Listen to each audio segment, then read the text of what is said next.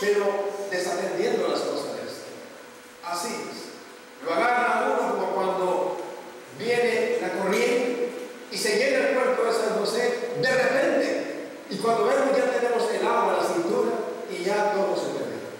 Así, de repente. ¿Y por qué? Porque el pueblo no está velando. El Señor le enseña a su iglesia que vele, porque el día y la hora nadie sabe. Por tanto, hay que vivir una vida sobria, pendiente, consciente. Eso es lo que el Señor nos ha enseñado. Ahora bien, vamos a ver otro punto de la palabra de Dios en cuanto al tema eventos de la segunda venida de Cristo. Y este siguiente punto es que Cristo viene en su segunda venida. Él viene para salvar a los suyos. ¿Sí? Él viene para salvar a los suyos. Este es otro evento que tiene que ver con la segunda venida de Jesucristo. Esa es la palabra de Dios en el libro de Hebreos, capítulo 9, versículos 27 y 28. Hebreos 9, versículos 27 y 28. Y de la manera que está establecido para los hombres que mueran una sola vez y después de eso el juicio, así también Cristo fue ofrecido una sola vez para llevar los pecados de muchos y aparecerá por segunda vez sin relación con el pecado para salvar a los que le esperan. Aleluya. Cristo viene por segunda vez. Amén. Esa es una verdad que está enseñada en las Sagradas Escrituras. Cristo viene por segunda vez y su venida es ya sin relación al pecado. Cristo ya no viene para expiar el pecado del hombre. Cristo ya no viene a morir en la cruz. Cristo viene a salvar a los que le esperan. Aleluya. En su primera venida, Jesucristo murió por todos, porque de tal manera amó Dios al mundo que ha dado a su Hijo unigénito para que todo aquel que en él cree no se pierda, mas tenga vida eterna. He aquí el Cordero de Dios que quita el pecado del mundo. Jesucristo fue entregado, Jesucristo fue dado en sacrificio, Jesucristo fue enclavado en el madero. ¿Para qué? Para llevar por los pecados, para morir y expiar el pecado. Ahora bien, cuando Él vuelva en su segunda venida, ella no viene a morir nuevamente. Él viene a salvar a los que le esperan. ¿Quiénes le esperan? ¿Quiénes no le están esperando hoy día? Los que le esperan son aquellos que se preocupan en su salvación. Los que le esperan son aquellos que se han acercado a Él porque creen que en Él hay salvación y vida eterna. Y así es, gloria a Dios. Jesucristo es el Salvador, porque en ningún otro hay salvación, porque no hay otro nombre dado a los hombres bajo el cielo en quien podamos ser salvos. Por tanto, Cristo viene a salvar a los que le esperan. Cuando Dios hace su llamado, cuando Dios llama a las almas, es para que se preparen para ese día. Porque del día y la hora nadie sabe. Pero de algo sí podemos estar conscientes. Es que podemos estar preparándonos y esperar la venida de Cristo. Para que ya sea, que sea la primera vigilia, a la segunda, a la tercera o a la cuarta, estar preparados. Porque le estaremos esperando conscientemente, viviendo una vida sobria, viviendo una vida activa, siempre pendiente en nuestra mente y corazón de lo que somos y hacia dónde vamos. Aleluya. Dice la primera carta de los Tesalonicenses, capítulo número 1. En la primera carta de Tesalonicenses, el capítulo número 1, versículo 9 y 10. Primera Tesalonicenses, capítulo 1, versículo 9 y versículo número 10. Estamos viendo que Cristo viene para salvar a los suyos en su segunda y gloriosa venida. Aleluya. Dice la Biblia: porque ellos mismos cuentan de nosotros la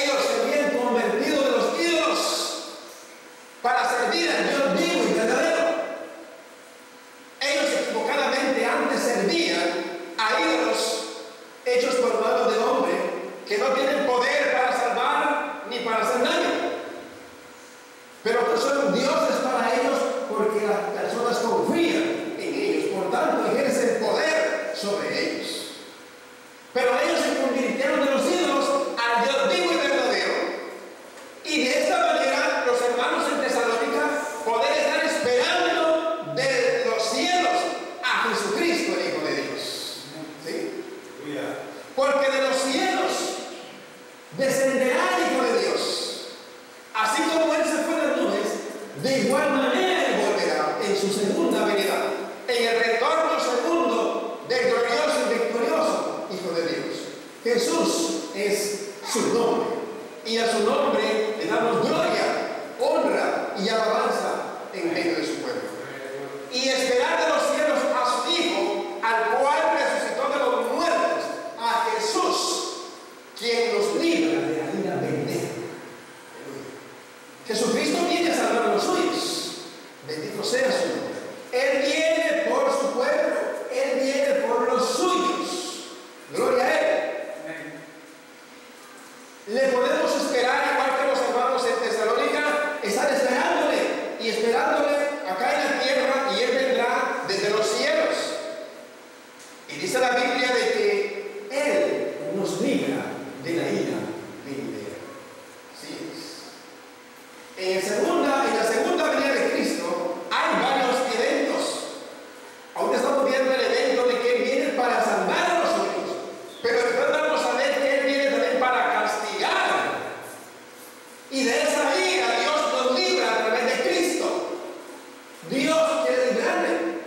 Dios quiere librarle de su ira, que se ha de derramar sobre el mundo pecador en la segunda venida gloriosa de su Hijo Jesús. Aquellos que estaban preparados sabían que Él venía a salvarles, porque le estaban esperando. Aquellos que estaban preparados tenían esperanza para poder esperarle por ello, esperarle desde los cielos, y ellos sabían que el Señor los iba a librar de la ira venidera. Los hermanos en el primer siglo estaban padeciendo gravemente. Hoy día no padecemos como padecieron ellos. Hoy día no padecemos persecución, muerte, desprecio y ser desechados entre los hombres como sufrieron en el primer siglo. Posiblemente hoy sí sufrimos. A veces hay escasez, no hay trabajo, todo está caro, enfermedades, problemas, enemistades, son cosas de la carne, normales que se dan. Pero persecución por causa de la verdad, gracias damos a Dios que hoy tenemos esa libertad. Pero ellos vivieron en medio de generaciones terriblemente idólatras. No digamos aquellos que vivieron en Jerusalén, perseguidos por los judíos, los que vivieron en Roma, perseguidos por el Imperio Romano, y el Imperio Romano se esparció por todo el mundo conocido de aquel tiempo, y eran suprimidos por la fuerza para que no obedecieran a la fe y para que no invocaran el nombre del Señor. Pues había mucha maldad en ese tiempo, y sabían ellos que ellos tenían esperanza en el Señor, y que en su segunda venida el Señor les iba a librar a ellos, porque le estaban esperando que el Señor les iba a librar de la ira venidera, porque el Señor iba a derramar su ira, y va a derramar su ira en el día postrero sobre todos aquellos que no obran justicia, sobre todos aquellos que no buscan de Dios. Pero nos gozamos porque el Señor primeramente viene para salvar a los suyos. Él primero salva a su pueblo, Él primero salva a los que le pertenecen, a los que llevan escrito su nombre en sus frentes. Aleluya. Aquellos que han sido sellados por el Espíritu del Señor y que le pertenecen al Señor porque Él murió por ellos. Aleluya. Y por ello, este pueblo, aunque sea pequeño o que sea grande, Dios lo conoce, Dios sabe. Este pueblo es digno de estar en su presencia porque ha sido lavado y comprado a precio de sangre, la sangre de Jesús. Aleluya. Santo es su bendito nombre. Gloria a Él por los siglos de los siglos. Pues cuando viene Cristo para salvar a los suyos, muchos están muertos, muchos creyentes en Él, verdaderos hijos del Señor que han muerto por la fe en el nombre de Cristo, van a estar muertos, van a estar en los sepulcros, pero de ahí el Señor los va a levantar con poder. Aleluya. Dice el Evangelio de Juan, capítulo número 5. Evangelio de Juan, capítulo número 5, 28 y 29. Juan capítulo 5, versículo 28 y versículo número 29. Juan, el Evangelio de Juan, capítulo 5, versículo número 28 y 29. Dice la palabra de Dios: no os maravilléis de esto, porque vendrá hora cuando todos los que están en los sepulcros oirán su voz, y los que hicieron lo bueno saldrán a resurrección de vida, mas los que hicieron lo malo a resurrección de condenación. ¿Sí? Cristo viene a salvar a los suyos, a salvar a su pueblo, redimido con su santa sangre.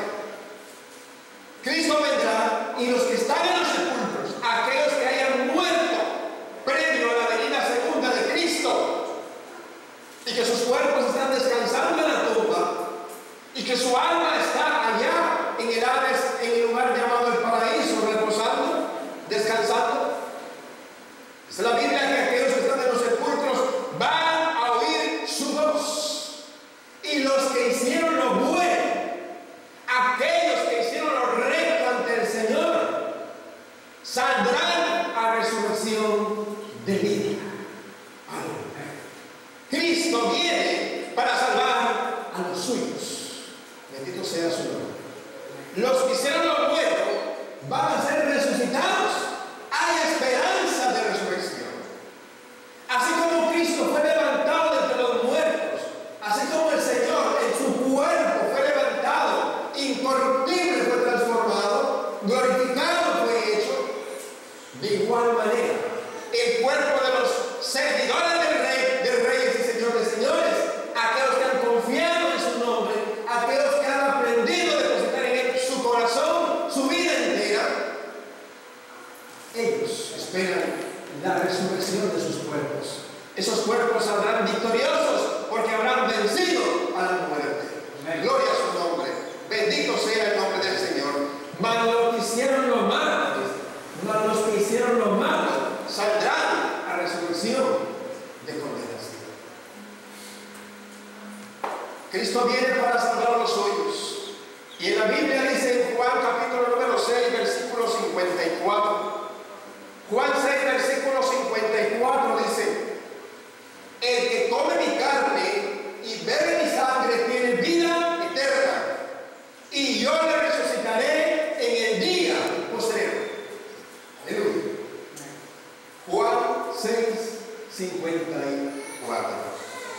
El que come mi carne y bebe mi sangre tiene vida eterna.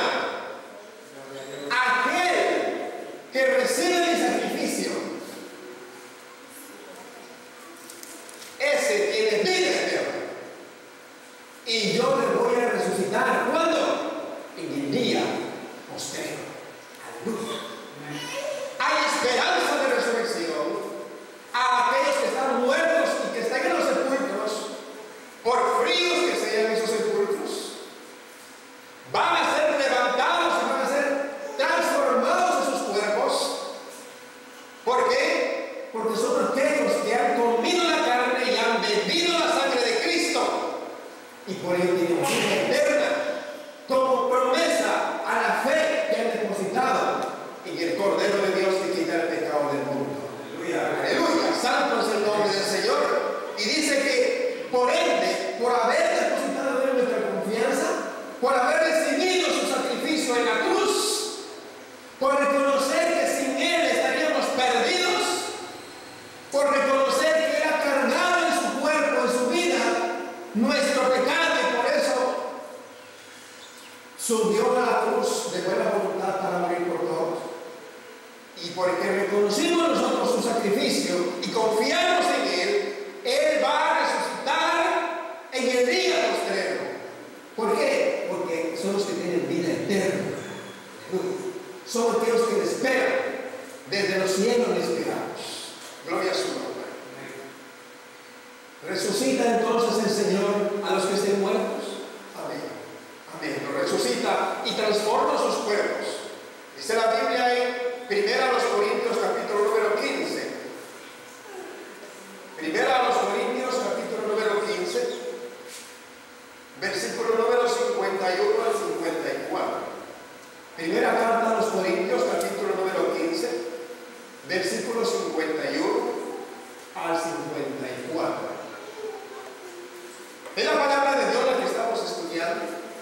Y por ello podemos tener plena confianza porque es palabra de Dios. Dice 1 Corintios 15, 51 al 54. He aquí os digo un misterio. No todos dormiremos, pero todos seremos transformados en un momento, en un abrir y cerrar de ojos, a la final trompeta. Porque se tocará la trompeta y los muertos serán resucitados incorruptibles y nosotros seremos transformados. Porque es necesario que esto corruptible se vista de incorrupción y esto mortal se vista de inmortalidad. Y cuando esto corruptible se haya vestido de incorrupción y esto mortal se haya vestido de inmortalidad, entonces, y solamente hasta entonces, se cumplirá la palabra que está escrita: sorbida, tragada es la muerte en victoria. Aleluya. Amén. Bendito sea su nombre. Hablando, refiriéndose al apóstol Pablo a la segunda venida de Cristo, a la resurrección de los muertos, dice el apóstol Pablo: yo les voy a comentar, yo les voy a decir un misterio. Pero cuando Él lo declara, ya no es misterio, porque por eso Él lo va a declarar. Bendito sea su nombre. No todos vamos a dormir. No todos vamos a dormir. No todos van a morir, dice el Señor. Cuando Cristo venga por segunda vez, Él viene a salvar a los suyos. Los que están muertos son resucitados y transformados en un abrir y cerrar de ojos. Porque es necesario que eso corrupto. ¿Y por qué corrupto? Porque por eso es que muere. ¿Por qué? ¿Por qué corrupto? Porque por eso es que envejece. Pero el Señor lo va a transformar incorruptible. Aleluya. Un cuerpo incorruptible semejante al cuerpo del Hijo de Dios. Bendito sea su nombre. Pero aquellos que estemos vivos, dice, no todos dormiremos, pero todos seremos transformados. Entonces Cristo viene para salvar a los suyos. Él resucita y transforma los cuerpos de los que están muertos, pero aquellos que están vivos son transformados también por el poder del Señor y Salvador Jesucristo. Bendito su nombre. Veamos en primera carta de Tesalonicenses, capítulo 4. Veamos adelante. Primera carta de Tesalonicenses, capítulo número 4.